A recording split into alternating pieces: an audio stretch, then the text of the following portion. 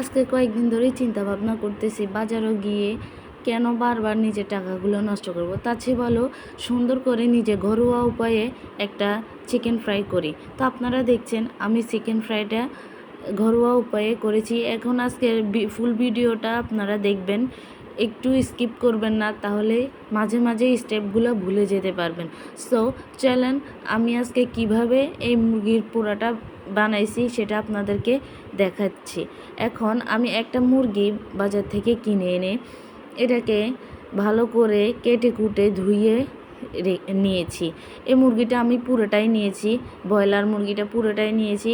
এখন আমি মশলাগুলা ভিতরে ঢোকার সুবিধার্থে মাঝখান দিয়ে কেটে কেটে দিয়েছি। আপনারাও এভাবে দিবেন, তাহলে মশলাটা ভালো করে ভিতরে ঢুকবে আর ভিতরে কাঁচা কাঁচা ভাবটা লাগবে না। আপনারা সেম পদ্ধতিতে করবেন, একটা স্টেপও বাদ দেওয়া চলবে না।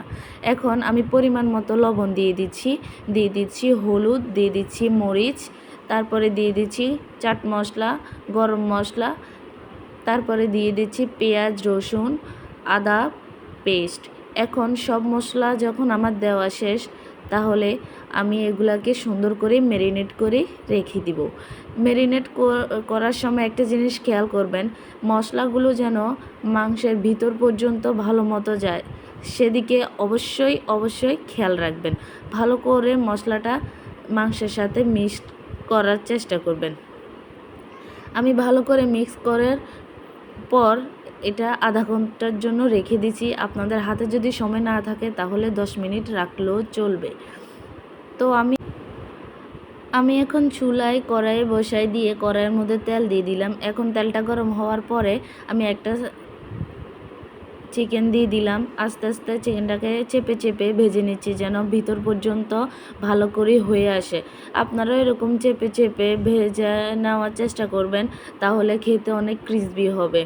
তো আমি ভাজার সুবিধার্থে অন্য স্লাইসগুলোকে আমি ছোট ছোট স্লাইস করে নিয়েছি ভাজার সুবিধার্থে। আপনারা যদি আস্ত বড় করতে চান সেটাও করতে পারেন।